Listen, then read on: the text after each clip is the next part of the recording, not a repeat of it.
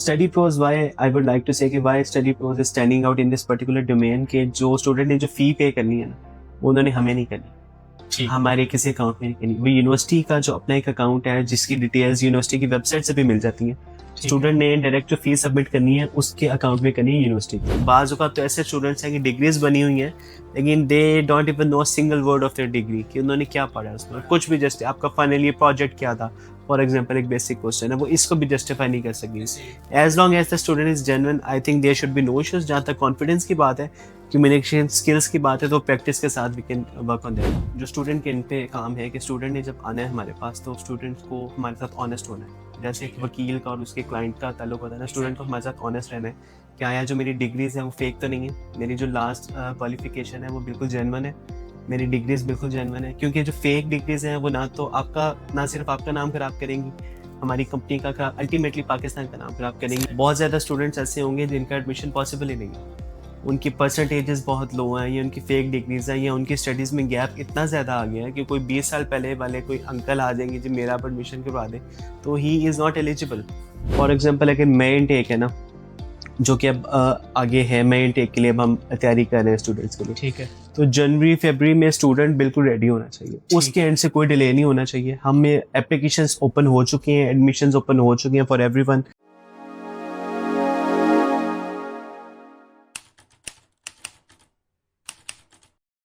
अस्सलाम वालेकुम viewers, welcome to our channel Talk Time with Abu Bakar Ijaz. I hope आप सब लोग खैरियत से होंगे। आज की एपिसोड बाकी एपिसोड से थोड़ी डिफरेंट होने जा रही है और ये एपिसोड स्पेशली स्टूडेंट्स के लिए है। वो स्टूडेंट्स जो अपने एजुकेशन गोल्स से रिलेटेड काफ़ी सीरियस हैं और उसके साथ साथ उनके पेरेंट्स के लिए।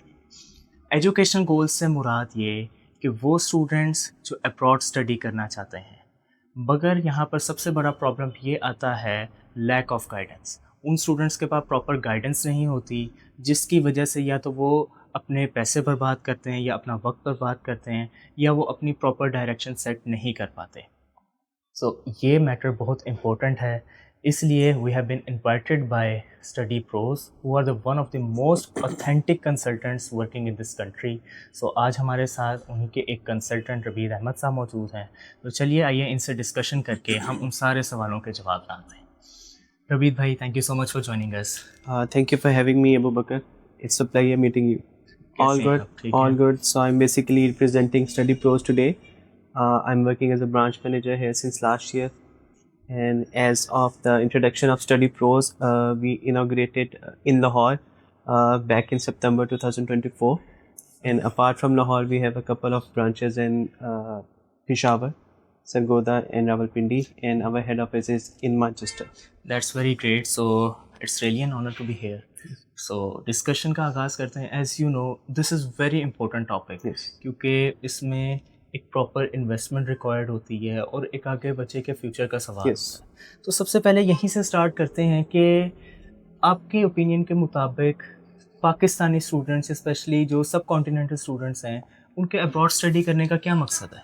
सबसे जो मेन रीज़न अभी पहले आपने बताया कि बहुत एक लाइफ चेंजिंग डिसीजन है, not only for the student but for the families as well. क्योंकि इट रिक्वायर्स बहुत बड़ी अमाउंट इन्वेस्टमेंट चाहिए बेसिकली, जो उनके जो फ़ी है यूनिवर्सिटी की फ़ी है। तो आपके जो क्वेश्चन है कि why students choose study abroad and why is this trend going on a high right now, उसकी मेन वजह ये है कि पाकिस्तान में आपने देखा है कि मल्टीपल यूनिवर्सिटीज़ आ चुकी हैं। ऐसे ही उनको एक्रीडेशन मिल चुकी है HEC की, they are providing degrees for fun. अब ग्रेजुएट्स पे ग्रेजुएट्स आ रहे हैं लेकिन उनको जॉब अपॉर्चुनिटीज़ नहीं मिल रही। वो ग्रेजुएट हो जाते हैं, उनको जॉब्स नहीं मिलती, फ्रस्ट्रेशन बढ़ती है, क्राइम रेट बढ़ता है, अल्टीमेटली सारी फैमिलीज इम्पैक्ट होती है। सो इन योर ओपिनियन के जो डिग्रीज मिल रही हैं उसमें ऐसा क्या लैक करता है कि स्टूडेंट यहाँ की यूनिवर्सिटी के बजाय अब्रॉड यूनिवर्सिटीज़ प्रेफर करते हैं? आई थिंक प्रैक्टिकलिटी हम लोग मिस कर रहे हैं। हमें जो रट्टा सिस्टम उन्होंने क्रैमिंग के पीछे स्टूडेंट्स को लगाया है कि GPA डज मैटर, आपने मैक्सिमम GPAs लेने हैं लेकिन उनकी स्किल्स डेवलप नहीं हो रही। अल्टीमेटली जब वो जॉब इंटरव्यूज़ के लिए जाते हैं तो वो उसको क्रैक नहीं कर पाते। ट्रूली। इसके बरक्स वो स्टूडेंट्स जिन्होंने थोड़ा इन डेप्थ स्टडी किया होता है यूनिवर्सिटी के कोर्स के अकॉर्डिंग उनके कॉन्ट्रेरी उसके अपने से भी थोड़ी सी एफर्ट की होती है, अपनी स्किल्स खुद से डेवलप की होती है, क्योंकि we are living in a world जहाँ पे स्किल्स भी इंपॉर्टेंट है डिग्री के साथ। ट्रूली। तो this is one of the main reason कि स्टूडेंट्स को नज़र आ रहा है कि उनको यहाँ पे जॉब्स नहीं मिलेंगी, तो उनको लगता है कि वाई नॉट अब्रॉड, हम वहाँ जाके स्टडी की ट्राई करते हैं, उनको बेटर एक्सपोजर मिलेगा, उनको बेटर अपॉर्चुनिटीज़ मिलेंगी, इंटरनेशनल डिग्री मिलेगी, और last but not the least they will get an opportunity to earn in foreign currency. Exactly. So यहाँ पर मोस्टली स्टूडेंट्स की मिथ होती है, सो वो अभी सबसे पहले उसी पे बात कर लेते हैं कि स्टडी अब्रॉड करना कुछ लोगों के लिए तो ये एक इम्पॉसिबल चीज़ नज़र आती है।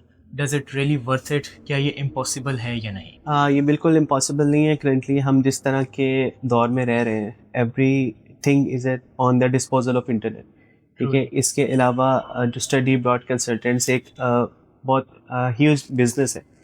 Why do education consultants come इन? क्योंकि स्टूडेंट्स को एट टाइम्स जो है स्टूडेंट्स कुछ मिस्टेक्स करते हैं during their process of studying abroad. अब हम उन मिस्टेक्स की बात कर लेते हैं कि स्टूडेंट्स क्या मिस्टेक्स करते हैं और कहाँ पे हमें कंसल्टेंट्स को जंप इन करना पड़ता है कि स्टूडेंट्स के लिए कोई प्रॉपर कैरियर काउंसलिंग नहीं है। उन्हें नहीं पता कि उनका बैकग्राउंड क्या है, उन्होंने आगे किस डिग्री में जाना है, उनका सोल एम है कि जी हम बस बाहर चले जाएं, बाहर की डिग्री ले लें। एक चीज़ अगर मैं ऐड करूँ कि स्टूडेंट्स के गोल्स होते हैं, बट समटाइम्स ऐसा होता है कि वो किसी गलत कंसल्टेंट्स के साथ वो अटैच हो जाते हैं, जिसकी वजह से वो टोटल गाइडेंस उनकी बर्बाद होती है। बिल्कुल पॉसिबल है। स्टूडेंट्स के गोल्स में भी गोल्स बस ये होता है कि हमने बाहर जाना है, डायरेक्शन मिसिंग होती है। अब डायरेक्शन कहाँ पे आना है? या तो आपके पेरेंट्स जो हैं वो फुली एजुकेटेड हों, आपकी फैमिली में कोई और हो, अगर नहीं आपको हेल्प मिल रही तो this is where the consultants come in, कि वो आपको गाइड करेंगे, वो आपको बताएंगे कि आपके प्रोफाइल के अकॉर्डिंग कौन सा कोर्स आपके लिए ठीक है, कौन सा फीस स्ट्रक्चर आपके लिए ठीक है, आपकी बैंक स्टेटमेंट को देखते हुए, आपका इंटरेस्ट लेवल देखते हुए, आप किस यूनिवर्सिटी में जाना चाहिए आपको। तो this is where study abroad consultants are important. Okay, so यहाँ से थोड़ा सा मुझे स्टडी प्रोस का इंट्रोडक्शन दें फॉर योर आवर व्यूअर्स कि स्टडी प्रोस बाकी कंसल्टेंसी कंपनी से कैसे डिफरेंट है। लास्ट पर सबसे पहले तो ये कि the consultation here is totally free. We do not everyone, we do not charge anything from the students, ठीक है। अब स्टूडेंट्स पूछते हैं कि आपका इसमें क्या है, बेनिफिट क्या है, कि why are you going in extra mile. तो हमारा बेनिफिट ये है कि हमारा अल्टीमेट गोल हम दोनों का सेम है, स्टूडेंट्स का भी हमारा भी। Students wants to go to study abroad, हम चाह रहे हैं कि हमारे थ्रू स्टूडेंट का यूनिवर्सिटी पोर्टल पे एडमिशन हो। In the end it will be the win win situation for both of us, for everyone. Okay, so उसका क्या प्रोसीजर है, क्या प्रोसेस है? अच्छा, सबसे पहले अगर हम एप्लीकेशन पाइपलाइन की बात करें, जो स्टूडेंट के एंड पे काम है कि स्टूडेंट ने जब आना है हमारे पास तो स्टूडेंट को हमारे साथ ऑनेस्ट होना है। जैसे वकील का और उसके क्लाइंट का ताल्लुक होता है ना, स्टूडेंट को हमारे साथ ऑनेस्ट रहना है। क्या आया जो मेरी डिग्रीज हैं वो फेक तो नहीं है, मेरी जो लास्ट क्वालिफिकेशन है वो बिल्कुल जेन्युइन है, मेरी डिग्रीज बिल्कुल जेन्युइन है। क्योंकि जो फेक डिग्रीज हैं वो ना तो आपका, ना सिर्फ आपका नाम खराब करेंगी, हमारी कंपनी का अल्टीमेटली पाकिस्तान का नाम खराब करेंगी और पाकिस्तानी स्टूडेंट्स की रेपुटेशन खराब और अनफॉर्चुनेटली हमारे यहाँ पैसे की इम्पोर्टेंस है, बट हमारी रिस्पेक्ट की, स्पेशली हमारे कंट्री के रिस्पेक्ट की स्टूडेंट्स को फिक्र नहीं होती है। लिटरली हमें कुछ इस तरह के स्टूडेंट्स ने मतलब टच किया, उन्होंने कि हमें पैसों का कोई मसला नहीं है, हमें हमारे पास मैट्रिक की डिग्रीज हैं वो भी फेक है।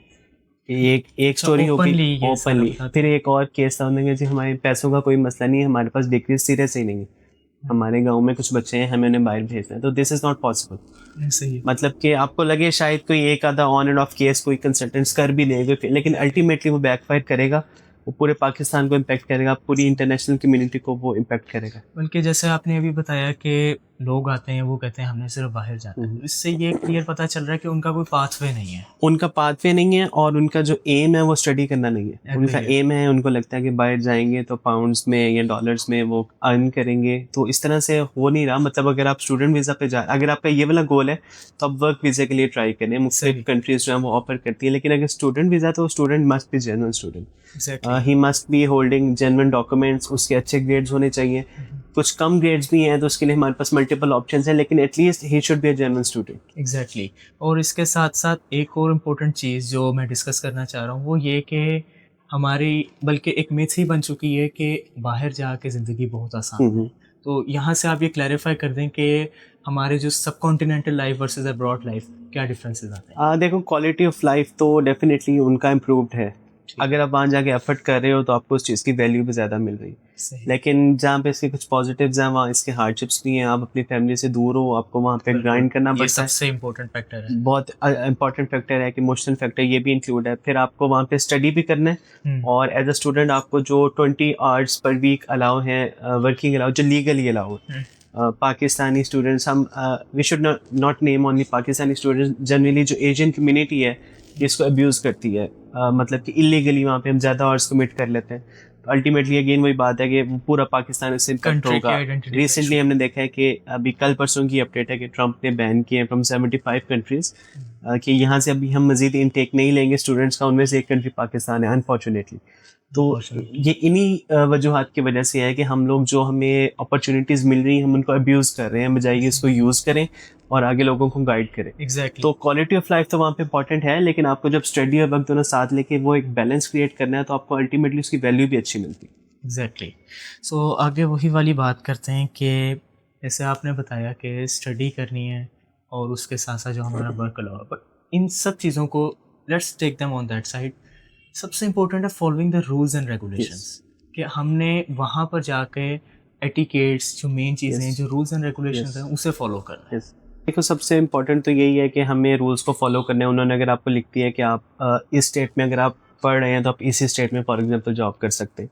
अगर आप पढ़ रहे हैं, आपकी ये डिग्री है तो आपको इतने आवर्स अलाउ हैं, अगर आपकी ये डिग्री आपको इतने आवर्स अलाउ हैं। हमें वो अल्टीमेटली डे एंड पे वो इस चीज़ को पॉलिसी को इम्प्लीमेंट करना है अपने ऊपर, उसी को फॉलो करके चलना है। जब भी हम अब्यूज़ करेंगे हम एक दो केसेस कर लेंगे कि उनको हम चीट कर रहे हैं, लेकिन जब वो एक बिगर परसेंटेज ऑफ स्टूडेंट्स देखेंगे कि बिगर चंक ऑफ स्टूडेंट्स इस एरिया से आ रहा है जो कि इस तरह से कर रहा है, हमारी पॉलिसीज को अब्यूज़ कर रहा है, तो वो फिर मसला बनेगा, उनके लिए प्रॉब्लम क्रिएट होगी। सो अब इस प्रोसेस को ज़रा लेमन लैंग्वेज में समझते हैं कि एक स्टूडेंट जिसने अपनी मैट्रिकुलेशन या OA लेवल्स कंप्लीट कर दिया है, उसके बाद नेक्स्ट प्रोसेस क्या है? अच्छा, when they will come to Study Pros. Alright. So ये डिपेंड करता है स्टूडेंट को कि उसको किस लेवल पे जाना है। जो यूके है वहाँ पे लेवल्स फॉलो होते हैं स्टडी के, level 1 by 2 the way 3 Study Pros कौन कौन से कंट्रीज को टच करता है? ओके, पहले हम ये वाला क्वेश्चन देख लेते हैं। स्टडी प्रोस में जो हमारा मेन प्रोडक्ट है इट इज़ यूके। ठीक है। क्योंकि इनका जो प्रोसेस है it is comparatively way faster than other countries. अच्छा, एक और चीज़, UK doesn't mean only England, it's United Kingdom। Yes, इसमें England yes, we have some options from Scotland as well, from Ireland as well. Yes. ठीक है।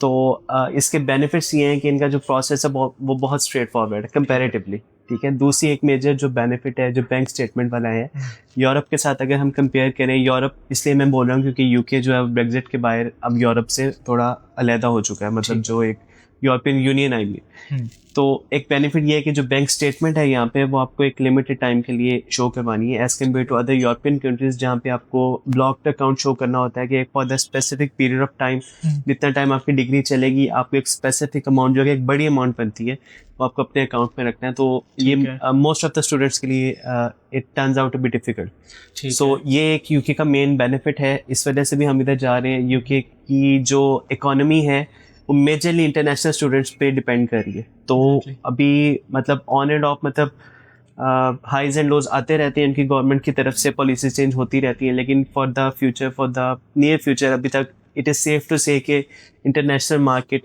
Is still open for Pakistani students in UK. तो ये हमारा main product है।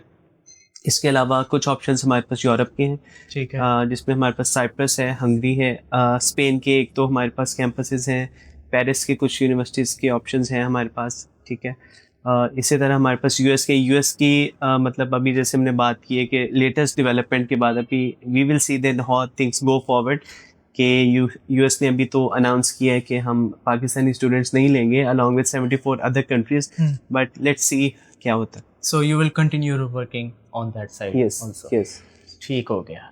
सो इसी के साथ साथ अगर हम आगे फर्दर चलें कि आपने अपना कंट्री सेलेक्ट कर लिया, या सबसे इम्पोर्टेंट उससे पहले कि आपका अपना गोल क्या है, आपने अपना गोल डिसाइड कर लिया, उसके बाद a student comes to Study Pros, उसके बाद नेक्स्ट प्रोसेस क्या है, how to choose the right university, right course, वो कैसे डेवलप? अच्छा, the least the student should be doing के वो अपनी ओरिजिनल डिग्री हमारे पास लेके आ जाए। ठीक है। पासपोर्ट बना या नहीं वो अभी मैटर नहीं कर रहा, जब हम प्रोसेस स्टार्ट कर लेंगे तो हम उसको अप्लाई कर सकते हैं। अभी जो मैटर करेगा कि स्टूडेंट आ रहा है हमारे पास, बताइए जी कि ये मेरी डिग्री है, बिल्कुल ऑनेस्टली कि इतना गैप ईयर है जो भी हम फिर we will see the options कि अगर जो कोई भी रिजल्ट्स हैं जैसे भी हैं वो उसके साथ एक दफ़ा he must have to be honest with us. ठीक है, वो हमारे पास डॉक्यूमेंट्स लेके आएगा, ये मेरी ग्रेजुएशन। अब हमारे पास जो सारी काउंसलर्स की टीम है दे आर एक्सपीरियंस्ड इनफ कि वो विद इन 20 to 30 मिनट्स आपके लिए सूटेबल ऑप्शंस बता देंगे। आपकी प्रोफाइल असेसमेंट होगी, आपके जो डॉक्यूमेंट्स हैं उनकी असेसमेंट होगी कि आदर दे फेक और ओरिजिनल। ठीक है, आपकी परसेंटेज चेक करेंगे, उनके अकॉर्डिंग आपका एलिजिबिलिटी क्राइटेरिया बनेगा कि कौन सी यूनिवर्सिटी है। पहले तो हम यूनिवर्सिटीज़ उसको बताएंगे कि आपकी प्रोफाइल के अकॉर्डिंग ये यूनिवर्सिटीज़ का जो पूल है ये आपके लिए सेट बैक है। अब नेक्स्ट जो स्टेप है वो है उसकी बजटिंग। अब हर स्टूडेंट का एक खास बजट होगा, मतलब हर बच्चा हर फी अफोर्ड नहीं कर सकेगा। ठीक है, we have to agree on that. तो वो अब आएगा उसके बजटिंग के अकॉर्डिंग। हमने फिर जो एक बड़ा पूल हमने यूनिवर्सिटीज़ का निकाला था, अब उसको हम शॉर्ट डाउन करेंगे। अब वो बजट बताएगा, फॉर एग्जांपल XYZ जिसका बजट हम बताएंगे अब ये जो 4 यूनिवर्सिटीज़ हैं ये आपके लिए फिट बैठेंगी। We are done with the degree, we are done with the bank statement budgeting वाला। अब हमने देखना है कि ELT लैंग्वेज की उसकी जो इंग्लिश लैंग्वेज प्रोफिशिएंसी है उसका क्या लेवल है। So English language test is must, whether कोई भी हो, लेकिन ये मस्ट है। It is not exactly right, क्योंकि कुछ ऑप्शंस हैं जो कि MOI पे स्टूडेंट्स को एडमिशन दे देते हैं। ठीक है, अगर तो हमने इंग्लिश मीडियम यूनिवर्सिटी से नॉर्मली, यानी हमारी यूनिवर्सिटीज़ इंग्लिश मीडियम ही है, अगर हम उस यूनिवर्सिटी से एक MOI लेटर इशू करवा लेते हैं यूनिवर्सिटी की मैनेजमेंट से, तो अगर मतलब कुछ लिस्ट ऑफ यूनिवर्सिटीज़ हैं जो पाकिस्तान से MOI स्टूडेंट्स एक्सेप्ट करती है, ठीक है, उनके अलावा ELT is a must. Understood. So Study Pros consultants are capable enough कि वो ये सारी गाइडेंस क्लियरली प्रोवाइड करते हैं for students. Apart from the guidance, as far as the English language test preparation is concern, तो we have in house class as well. हमारे एक experienced instructor हैं। अब हम लेके मतलब कि I want to announce this to the audience के ELT की proper preparation from starting to end, उसके जो 4 मॉड्यूल्स हैं उसकी भी हम इन हाउस करवाते हैं। उसका मैं थोड़ा सा क्राइटेरिया बता दूं, चूँकि हर स्टूडेंट जो है उसको डिफरेंट जगह पे जाना है, उसको डिफरेंट यूनिवर्सिटी पे जाना है। हर यूनिवर्सिटी का जो टेस्ट रिक्वायरमेंट है वो डिफरेंट है। फॉर एग्जांपल अगर टेस्ट की बात करें तो IELTS है, PTE है, लैंग्वेज सर्ट है, ऑक्सफोर्ड ELT है। अब स्टूडेंट आएगा कि जी मुझे PTE करना है, ठीक है, एक स्टूडेंट आएगा मुझे IELTS करना है। अब ये नहीं होगा कि हम हर स्टूडेंट के लिए एक एक अलग क्लास करेंगे। हमारा जो प्लान ऑफ एक्शन है वो ये है कि हम सबसे पहले एक बैच अपना तैयार करते हैं, ठीक है, इररिस्पेक्टिव ऑफ के उन्होंने कौन सा टेस्ट प्रिपेयर करना है, ठीक है। उसका हम एक डायग्नोस्टिक मॉक उनसे लेते हैं, एक हमने प्रिपेयर किया हुआ PDF फॉर्म में हमने सेंड करते हैं, जो करंट एफिशिएंसी चेक करने। एग्जैक्टली, हम उसकी करंट स्टैंडिंग चेक करेंगे, ठीक है, कि उसको अब किन लाइंस पे, अगर इसकी राइटिंग ठीक है तो इसको तो स्पीकिंग पे सिर्फ ज़्यादा प्रैक्टिस करनी है, उसके लिए हम डायरेक्टेड वही वाली करवाएंगे। तो जो पहले 2 वीक्स होंगे ना स्टडी, वो हमारा कॉमन होगी ट्रेनिंग। उस पर मतलब इंग्लिश के बेसिक्स पे हम काम करेंगे, ग्रामर पे बात करेंगे, सेंटेंस स्ट्रक्चर पे बात करेंगे। जो लास्ट 2 to 3 वीक्स होंगे, मतलब नॉर्मली जो एक सेशन होता है 4 to 6 वीक्स पे होता है इंग्लिश लैंग्वेज का ना, उसमें हम ये देखेंगे। अब जो IELTS वाले हैं उनको हम सेपरेट कर देंगे, उनकी IELTS के अकॉर्डिंग प्रिपरेशन होती जाएगी, PTE वाले सेपरेट होते जाएंगे, ठीक है, ऑनलाइन वाले ऑनलाइन करेंगे, ऑन कैंपस वाले ऑन कैंपस, ठीक है। So this is both as a consultancy and as an education institute working. So अभी जैसे कंसल्टेंसी की बात की है, इन योर ओपिनियन आपके नज़दीक कंसल्टेंट्स की क्या मेन क्वालिटीज़ होती हैं कि that they differ from other, specially you can say the fake consultants, क्या डिफरेंस? अच्छा, सबसे पहले तो आपको जब फेक कंसल्टेंट्स हैं तो फेक नाम से आपको फेक प्रोमिसेस नहीं करने। आपको स्टूडेंट को ये नहीं बोलना कि आपकी जो भी फाइल है अब मेरा काम है तुम्हारा एडमिशन करवाना। It is not 100% possible. Exactly, बहुत ज़्यादा स्टूडेंट्स ऐसे होंगे जिनका एडमिशन पॉसिबल ही नहीं है, उनकी परसेंटेजेस बहुत लो हैं, या उनकी फेक डिग्रीज हैं, या उनकी स्टडीज़ में गैप इतना ज़्यादा आ गया है कि कोई 20 साल पहले वाले कोई अंकल आ जाएंगे जो मेरा आप एडमिशन करवा दें तो ही इज़ नॉट एलिजिबल। लेकिन कुछ हमारे कंसल्टेंट्स भाई वो हमें मतलब मे बी वो कहें जी कि मैं आपका करवा दूंगा। अब वो ट्राई कर लेंगे, जैसे एग्जैक्टली हमने प्रीवियसली बात की, ट्राई कर लेंगे, अगर तो क्लिक कर गया तो कर गया, लेकिन अल्टीमेटली वो रेपुटेशन पे बात, रेपुटेशन का इशू आ जाएगा। तो आपको फेक प्रोमिसेस नहीं करने, जो आपको असल चीज़ है स्टूडेंट को वो अपने बताना है, कन्विंस करने की आपके पास क्वालिटी होनी चाहिए। लेकिन you have to be honest with the student as well. जब हम डिमांड करें कि student should be honest with us, तो we have to be honest with the students as well. Exactly. So अब आगे हमारी यूनिवर्सिटी सेलेक्ट हो गई, कंट्री सेलेक्ट हो गया, कोर्स सेलेक्ट हो गया, सो हमने उसके अकॉर्डिंग अपना बजट भी डिसाइड करिए। सो व्हाट्स द नेक्स्ट स्टेप? हमने उसके लिए एप्लीकेशन प्रोसेस। अच्छा, एप्लीकेशन प्रोसेस में सबसे पहले जो है वो QC होता है। QC means quality check. Okay, quality check. अब हमारे जो यूनिवर्सिटीज़ के साथ कॉन्ट्रैक्ट्स हैं यूनिवर्सिटीज़ और हमारे कंसल्टेंट्स के दरमियान एक प्रोडक्ट कोऑर्डिनेटर है हर ठीक है। यूनिवर्सिटी का। ठीक है। ही और she acts as a bridge between university and the student. ठीक है, Understood. हमारे पास एक स्टूडेंट आया, for example student's name is Ali. Ali ने अपने डॉक्यूमेंट्स दिए, हम उसको फॉर एग्जांपल एडमिशन करवा रहे हैं कि आरडीएन यूनिवर्सिटी में इसका एडमिशन होगा। हम उसकी प्रोफाइल बना के उसके डॉक्यूमेंट्स सेट करके हम जो आरडीएन यूनिवर्सिटी का प्रोडक्ट कोऑर्डिनेटर हमें असाइंड है हम उसको ठीक है। सेंड करेंगे। अंडरस्टूड। ही और she will perform QC on his और हर डॉक्यूमेंट्स ठीक कि है। इसके डॉक्यूमेंट्स फेक तो नहीं है, इसका ये फॉरेन यूनिवर्सिटी चेक करेगी। ये फॉरेन यूनिवर्सिटी की तरफ से जो प्रोडक्ट कोऑर्डिनेटर हमें असाइन हुआ हुआ है, ठीक है। जो ब्रिज का काम करेगा between us and between the ठीक यूनिवर्सिटी। है। यानी वो अगर ओके कर देगा तो इसका मतलब है कि आपके डॉक्यूमेंट्स फेयर एंड स्क्वेयर हैं, वो ठीक जा है। सकते हैं। अंडरस्टूड।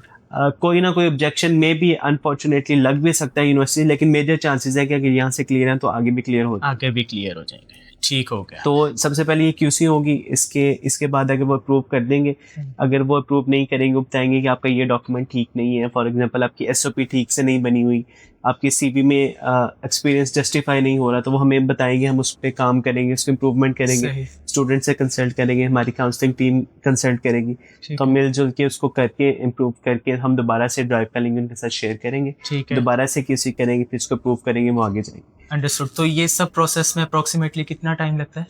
ये जो QC है, QC should be finalised with in 24 hours. ठीक है। ठीक है, अब इसको हम आगे जाके यूनिवर्सिटी पे अप्लाई कर देंगे, इनके पोर्टल पे जाके। ठीक है। अब ये यूनिवर्सिटी टू यूनिवर्सिटी वेरी करता है कि वो कितनी देर में उस पर रिस्पॉन्ड करते हैं। 48 आवर्स होते हैं, 1 वीक होता है, उसके अंदर वो आपकी असेसमेंट कर यानी लेंगे। विद इन अ मंथ उसका रिस्पॉन्स आ जाता है। विद इन अ वीक उसका रिस्पॉन्स आ जाता है कि ठीक है। आपको हमने एक कंडीशनल ऑफर लेटर देना है कि नहीं। ठीक है। कंडीशनल ऑफर लेटर ये होगा कि आपने जो अप्लाई किया है, हमने वो एक्सेप्ट कर लिया एप्लीकेशन, अब आपने इसका इनिशियल फ़ी इतनी जमा करवानी है, इसके साथ आपने ELT लैंग्वेज टेस्ट जो भी अपने डॉक्यूमेंट्स में अटैच नहीं किया था, ठीक। इस डेट तक आपने फ़ी और फॉर एग्जांपल ELT आपने और पासपोर्ट का ये पेज आपने हमें सेंड करना है। इसको हम कहेंगे कंडीशनल ऑफर लेटर कि यूनिवर्सिटी की तरफ से हमें वेलकम लेटर भी आ जाएगा, साथ कुछ कंडीशंस होंगी जो हमने पूरी करनी है। जो कंडीशंस बच्चा पूरा कर देगा, वो फॉर एग्जांपल 2 वीक का टाइम मिला, 3 वीक का या 1 मंथ का टाइम मिला है, उस टाइम के अंदर हम पूरे करेंगे, वो फिर अगेन यूनिवर्सिटी की तरफ जाएगा, वो वेरीफाई करेंगे, उसके बाद फिर अनकंडीशनल ऑफर लेटर आ जाएगा जो फाइनल होगा कि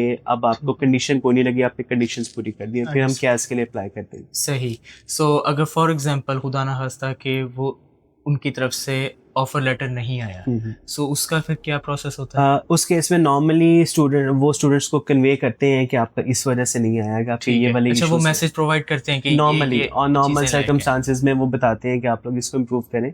वरना जैसे मैंने बताया कि कंडीशनल ऑफर लेटर का काम ही है कि अगर कोई चीज़ मिसिंग है तो कंडीशनल ऑफर लेटर में उसको बुलेट पॉइंट में ऐड करके भेज देंगे कि ये आपके एंड पे रहता है, ये आप लोग पूरा करके हमारे साथ शेयर करें ताकि नेक्स्ट स्टेप पे फॉरवर्ड करें। Okay, so what's the next step after that? What's the next step, मैंने नेक्स्ट स्टेप में आपको जैसे थोड़ा सा एक्सप्लेन किया कि जब कंडीशंस हम पूरी कर देंगे, फ़ी इनिशियली जमा करवा देंगे जितनी चाहिए उसकी ट्रांसक्रिप्ट उनके साथ शेयर कर देंगे, ELT हमारा होगा, पासपोर्ट होगा, अब हम यूनिवर्सिटी में अब हम उनके साथ अनकंडीशनल ऑफर लेटर एक्सपेक्ट करेंगे, वो हमें शेयर करें। अनकंडीशनल ऑफर लेटर में फिर वो बताएंगे कि ये मतलब तकरीबन फाइनल है सब कुछ, अब आप कैश के लिए अप्लाई करने, कैश होता है जो फाइनल ग्रीन सिग्नल होगा कि you are good to go to UK. अब आपको डेट वगैरह बता देंगे कि जी ये इस डेट को आपकी क्लासेस स्टार्ट है, इस डेट तक आप अपने सारे अरेंजमेंट्स कर लें, इस डेट तक आप यूके लैंड कर जाएं। और इन सारे प्रोसेस एप्लीकेशन से लेकर I would say till flight, इस सारा प्रोसेस की क्या time duration?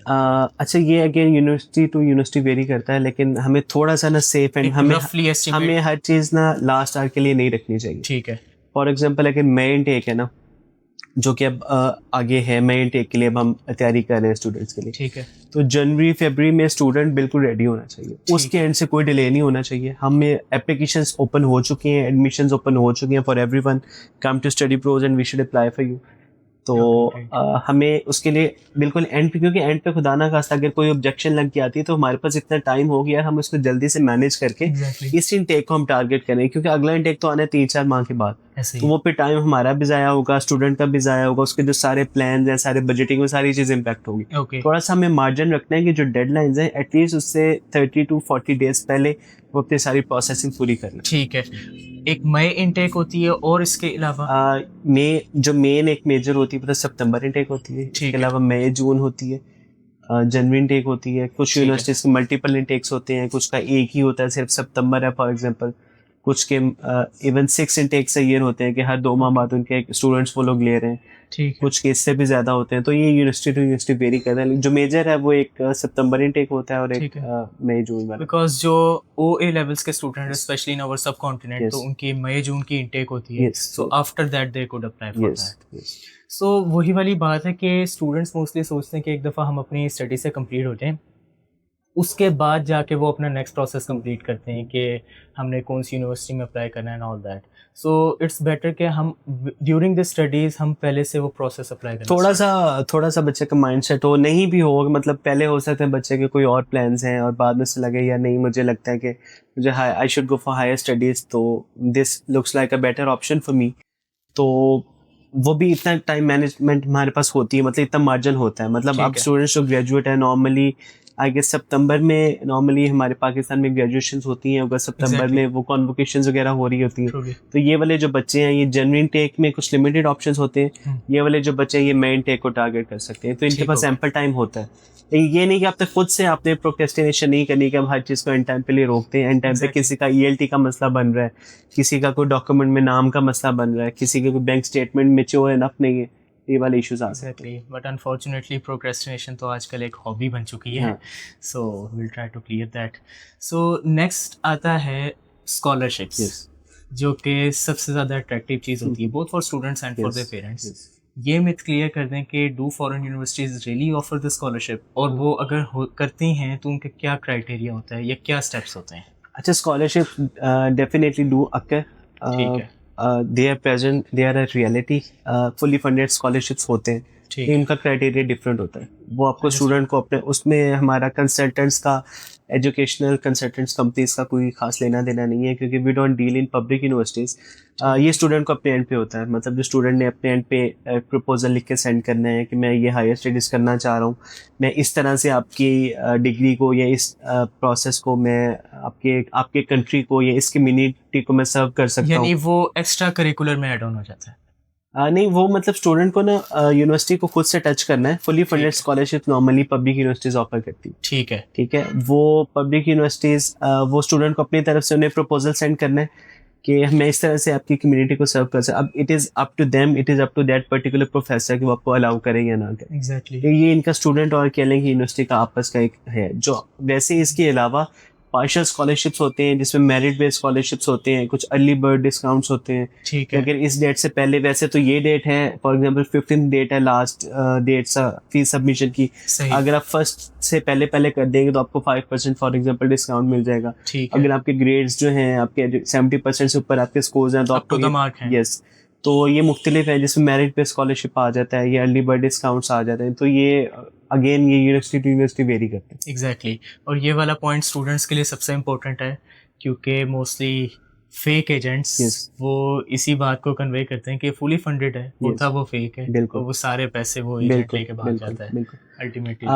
Study Pros, why I would like to say कि why Study Pros is standing out in this particular domain, के जो स्टूडेंट ने जो फी पे करनी है ना, वो उन्होंने हमें नहीं करनी, हमारे किसी अकाउंट में नहीं करनी। वो यूनिवर्सिटी का जो अपना एक अकाउंट है जिसकी डिटेल्स यूनिवर्सिटी की वेबसाइट से भी मिल जाती हैं। स्टूडेंट ने डायरेक्ट जो फीस सबमिट करनी है उसके अकाउंट में करनी है यूनिवर्सिटी के। ठीक है। अब वो पाकिस्तानी स्टूडेंट या पाकिस्तानी लोग नहीं है, सॉरी टू से, मतलब जो कि चीट कर जाएंगे हमें स्टूडेंट ने सिर्फ वो ट्रांसक्रिप्ट शेयर करनी है, हमने वो डॉक्यूमेंट में लगा के उनके पोर्टल पे ऐड कर देनी। तो यहाँ से स्टूडेंट का ट्रस्ट लेवल, क्योंकि जो यूनिवर्सिटीज़ हैं वो डायरेक्ट हमारे पैनल पे हैं, डायरेक्ट हमारे साथ कॉन्ट्रेक्चुअल एग्रीमेंट्स में है, तो स्टूडेंट को हमारे पे रिलाई करना है, वो अल्टीमेटली खुद ही ट्रस्ट बिल्ड हो जाएगा जब हम उनसे बताएंगे कि आपने स्टडी प्रोस के अकाउंट में नहीं करने हैं या आपने अबू बकर के अकाउंट में नहीं करने, आपने यूनिवर्सिटी के अकाउंट में करना है, और उसका सारा प्रूफ होगा, सारा उसका एक प्रोसेस। बिल्कुल ठीक हो गया। अब नेक्स्ट चलते हैं कि जो एप्लीकेशन प्रोसेस के दौरान जो एक मेनली क्राइटेरिया होता है, कुछ यूनिवर्सिटीज़ का नहीं भी होता बट मोस्टली यूनिवर्सिटीज़ का होता है कि लैंग्वेज टेस्ट, स्पेशली जो फेमस लैंग्वेज टेस्ट है वो आइल्स है।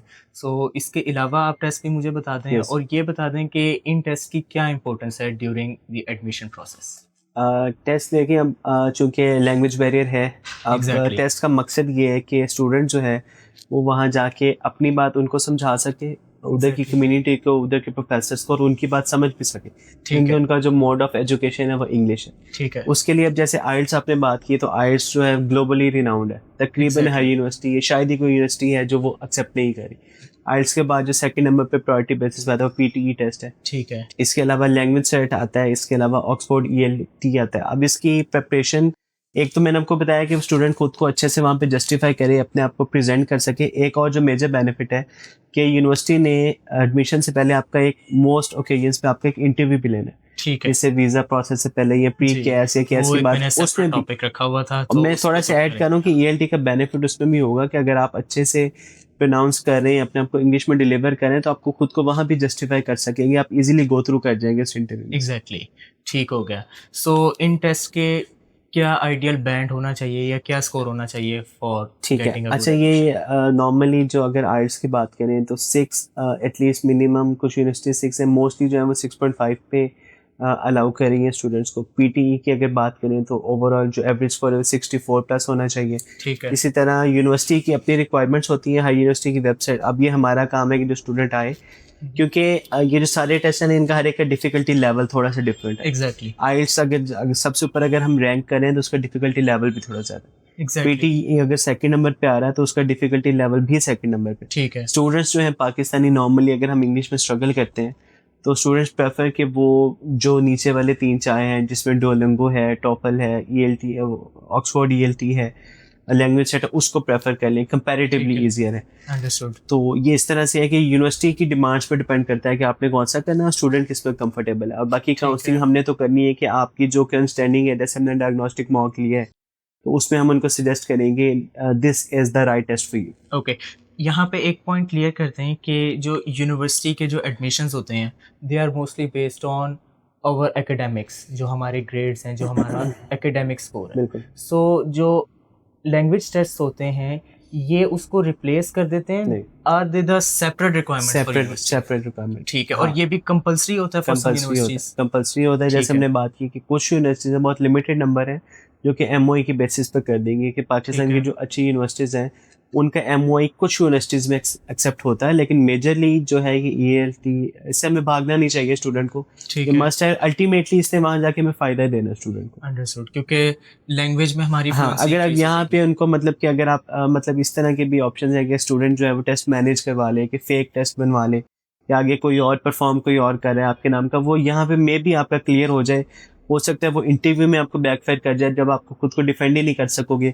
और अगर आप वहाँ जाके पहुँच गए और आपको इंग्लिश समझ ही नहीं आ रही, आपको अपनी बात करनी ही नहीं आ रही, तो बहुत टफ लाइफ है, इसका बेनिफिट नहीं है। वीज़ा प्रोसेसिंग, इसमें सबसे ज़्यादा मोस्टली लोग स्ट्रगल करते हैं, not in terms of education, in terms of other fields too. So what's the correct visa process for getting admission? अच्छा, वीज़ा प्रोसेस में जो यूके एम्बेसी ने हमें इशू करना है, सबसे इम्पोर्टेंट ये है कि इसके लिए बैंक स्टेटमेंट आपकी मैच्योर होनी चाहिए। ठीक है। यूके इसे क्लियरली एक्सप्लेन करते हैं, what do you mean by mature bank statement. अब अगर हम यूके की बात करें तो यूके की रिक्वायरमेंट है, यूके वीआई की, कि जो स्टूडेंट है उसकी एटलीस्ट 28 to 45 डेज की बैंक स्टेटमेंट मैच्योर होनी चाहिए। ठीक है। यानी जब हम अप्लाई कर रहे हैं उससे पहले प्रीवियसली 28 to 40 डेज उसके अकाउंट में इतने पैसे पड़े होने चाहिए। और वो कितने पैसे पड़े होने चाहिए, वो किस तरह से बैंक स्टेटमेंट कैलकुलेट होती है, उसमें 2 चीज़ें आती हैं। एक तो ये कि आपने जो पहले साल की फ़ी है यूनिवर्सिटी ने आपसे कितनी ली है। ठीक है। कुछ यूनिवर्सिटीज़ जो हैं वो आपसे फुल फ़ी ले लेंगी स्टार्ट में, कुछ यूनिवर्सिटीज़ जो हैं आपसे 50% लेंगी। ठीक है। डिपेंड करता है। अब जो शुरू में फुल ले लेंगी स्टूडेंट के लिए थोड़ा टफ होगा, लेकिन बैंक स्टेटमेंट के लिए थोड़ी सी आसानी हो जाएगी। एग्जैक्टली। लेकिन जो दूसरा केस है कि अगर आपसे वो 50% चार्ज करें फॉर एग्जाम्पल, जो रिमेनिंग 50% का चंक है वो आपकी बैंक स्टेटमेंट में आएगा। ठीक है।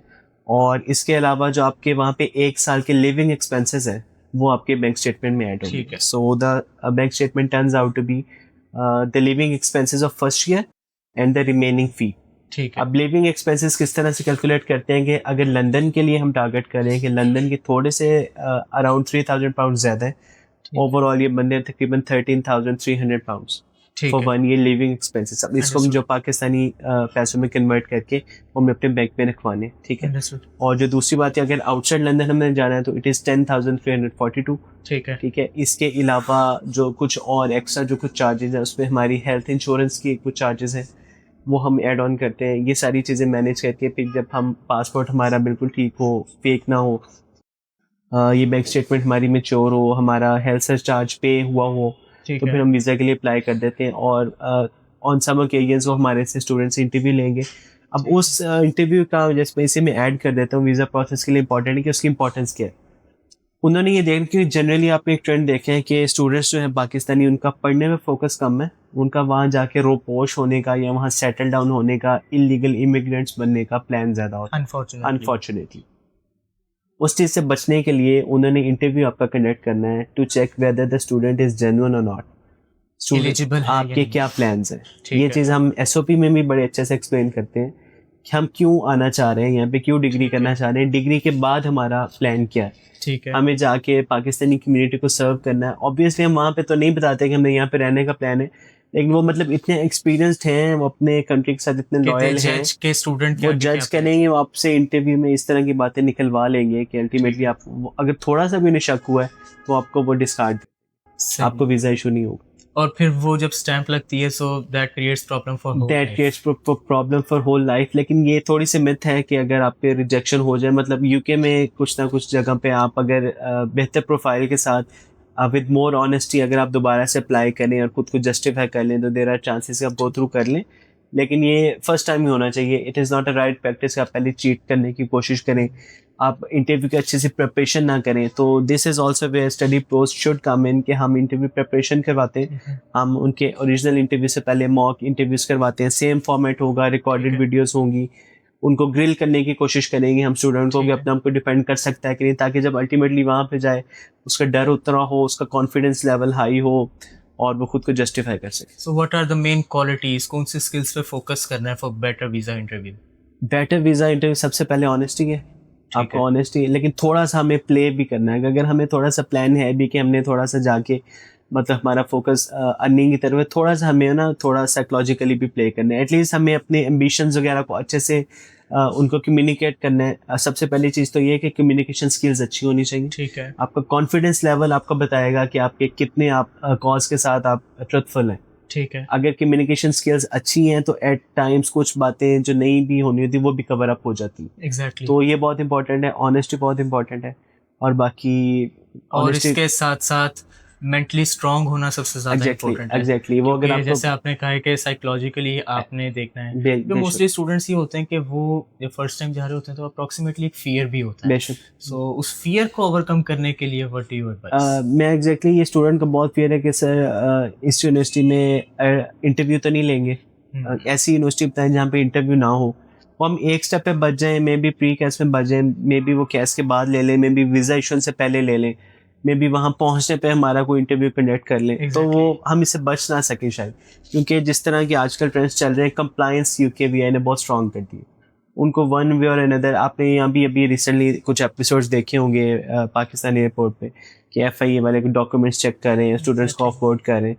मेन प्रोसेस को यही है, शो करें जी हम कंप्लायंस शो कर रहे हैं, कंप्लायंस पूरी कर रहे हैं। ऐसे ही है। तो स्टूडेंट उससे बच नहीं सकता, स्टूडेंट को उससे डरना नहीं चाहिए, स्टूडेंट उसको फेस करना चाहिए। हाँ, अगर आप ऑनेस्ट हैं, अगर आप जेन्युइन स्टूडेंट हैं तो there should be no worries. और हम के साथ that where comes the most important communication skills के हम लोगों के अनफॉर्चुनेटली सिस्टम में स्टडी इंक्लूडेड है, सारा हमने सेमेस्टर पढ़ना है, सारा सिलेबस पढ़ना है, बट जो हमारी मेन क्वालिटीज हैं जिसमें कम्युनिकेशन सॉफ्ट स्किल्स, उस पर फोकस नहीं कर सॉफ्ट स्किल्स पे फोकस नहीं कर पाते। सो आई थिंक ये हमारे सिलेबस में ये चीज़ें ऐड ऑन होनी चाहिए कि हाउ टू स्पीक, क्योंकि कहीं ना कहीं तो हमने अपने आप को शो करना है, whether in job, whether in business और वेदर इन एकेडमिक्स। अब ये वीज़ा के लिए इंटरव्यू है या इवन कोई पाकिस्तानी जॉब के लिए इंटरव्यू, अगर आप खुद को अच्छे से कैरी नहीं कर सकोगे तो आपको वो आप गो थ्रू नहीं कर सकोगे इस प्रोसेस को। एग्जैक्टली। तो अब इसमें जो स्टूडेंट का फियर उतारना किस तरह से, जैसे मैंने पहले एक्सप्लेन किया कि हम लोग मॉक इंटरव्यूज कंडक्ट करवाते हैं। ठीक है। डिफरेंट पैनलिस्ट होते हैं हमारे पास यूनिवर्सिटी के जो प्रोडक्ट कोऑर्डिनेटर्स हैं वो भी हमें हेल्प आउट करते हैं।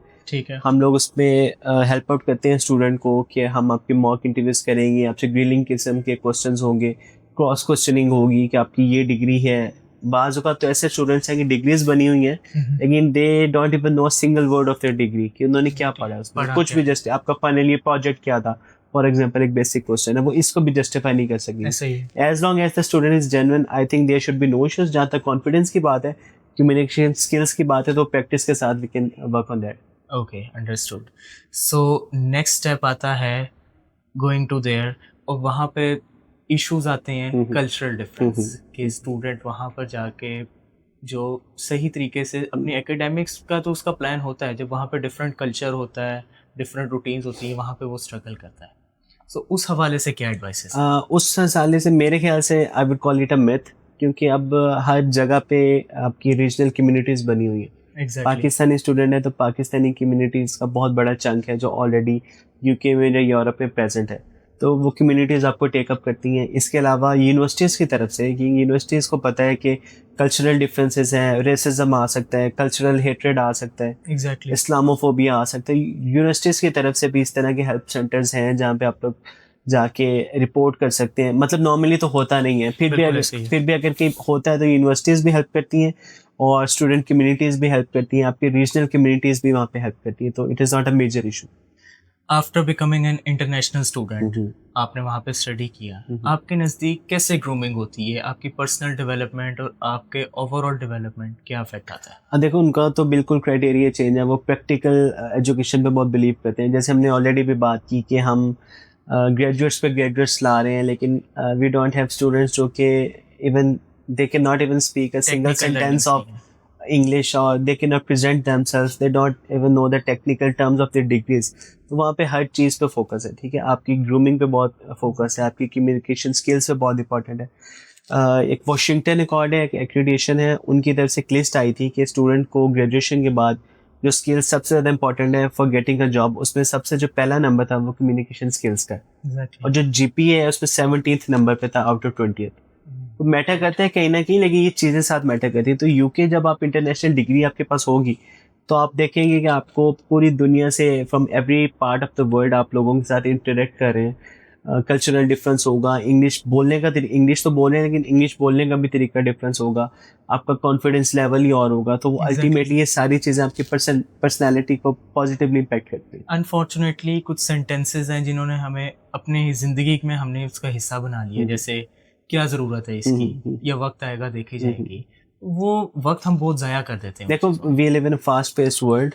अगर हम इंटरनेशनल डिग्री के लिए जा रहे हैं, अगर वहाँ भी हम उनको उनके पेस के साथ हम पेस अप नहीं करेंगे तो हम पीछे रह जाएंगे। एग्जैक्टली। अल्टीमेटली हमारा गोल ये होना चाहिए कि अगर हम इंटरनेशनल डिग्री ले रहे हैं तो वो अच्छे तरीके से लें, ना ये कि सिर्फ just for the sake of degree कि हमने डिग्री हासिल की। एग्जैक्टली। अभी आप AI की एग्जांपल देख लें, it's like around 3 to 4 years, और उसने कैसा रेवोल्यूशनाइज कर दिया है, हर फील्ड को उसने चेंज कर दिया है। बिल्कुल इसी तरह कि जो भी चेंजिंग ट्रेंड्स हैं वहाँ पे भी जो रिक्वायरमेंट्स हैं उनके साथ अपडेटेड रहें, क्योंकि as soon as you are graduated और as soon as you are done with your masters in UK और एनी अदर कंट्री, अब आपका असल टेस्ट शुरू हुआ कि आपने अब जॉब के लिए हंट करना है। क्योंकि अल्टीमेटली अब आपका फ्यूचर बिल्डिंग का जो फेज है वो अब स्टार्ट हो रहा है। जॉब आप तभी हंट कर सकेंगे जब आप अपनी डिग्री, आपको अच्छे से पता है आपने क्या की है, आप खुद को अच्छे से अपने प्रोज एंड कॉन्स आपको पता है, आपकी वीकनेसेस क्या पता है, वीकनेसेस को आपने कवर किस तरह से करना है, आपकी स्ट्रेंथ्स किस तरह से, स्ट्रेंथ्स पे खेलना किस तरह से, ये सारी चीज़ें हैं जो आपको हेल्प आउट करेंगी ultimately in landing a good job in abroad. Exactly.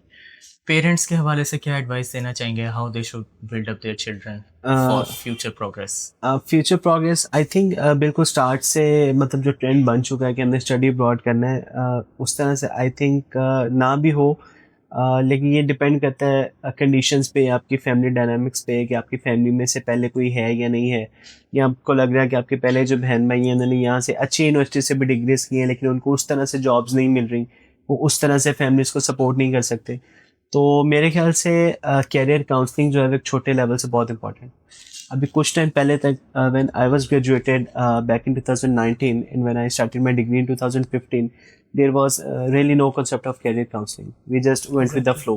मेरे दोस्त इंजीनियरिंग कर रहे हैं तो मैं भी इंजीनियरिंग करूंगा, फैमिली अगर डॉक्टर है तो वो आगे भी डॉक्टर बनेंगे। ये दो मेजर होते थे। अब यहाँ पे कैरियर काउंसलिंग में पेरेंट्स का रोल बहुत इंपॉर्टेंट है। ट्रूली हमें ट्रेंड के साथ नहीं जाना चाहिए, हमें देखना चाहिए कि जो स्टूडेंट है, जो बच्चा है, उसकी अपनी स्किल्स क्या है, उसका इंटरेस्ट लेवल क्या है, वो बाद में उस पे है कि वो किस तरह से अपना स्किल इम्प्रूव करके किस तरह से उसमें सक्सेसफुल बनता है।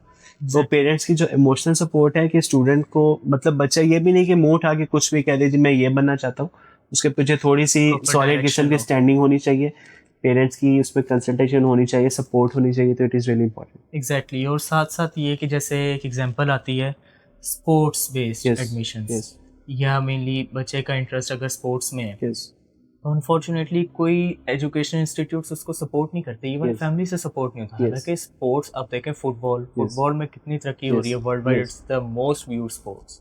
तो अगर स्पोर्ट्स पे भी हम फोकस करें तो that's also the skill, but हम उसे ये स्किल नहीं मानते। अनफॉर्चुनेट ट्रुथ है पाकिस्तानी स्टूडेंट्स के लिए, पाकिस्तानी पेरेंट्स के साथ, कि हम इसको उतनी वेटेज नहीं देते। Exactly. बाहर की कंट्रीज में, अब्रॉड में इनको ड्यू वेटेज दी जाती है, क्योंकि स्पोर्ट्स एक फन तो है, लेकिन स्पोर्ट्स स्टडीज़ भी होती हैं, मल्टीपल स्पोर्ट्स स्टडीज़ हैं, स्पोर्ट्स कोटाज होते हैं, उन पे आपके एडमिशन्स होते हैं। आपका मतलब एम ये नहीं होना चाहिए कि आपने सिर्फ खेलना है, आपने उस स्किल को यूज़ करते हुए आपने उससे रेलेवेंट डिग्री आपने लेनी है, या आपने Exactly. उसको अगर उसकी बेसिस पे आपको एडमिशन मिला है तो उसमें भी आप अच्छा परफॉर्म करो, आप उसको जस्टिफाई करो कि you were the right candidate for this thing. तो Exactly. This needs to be improved, I agree with you on this. ठीक हो गया।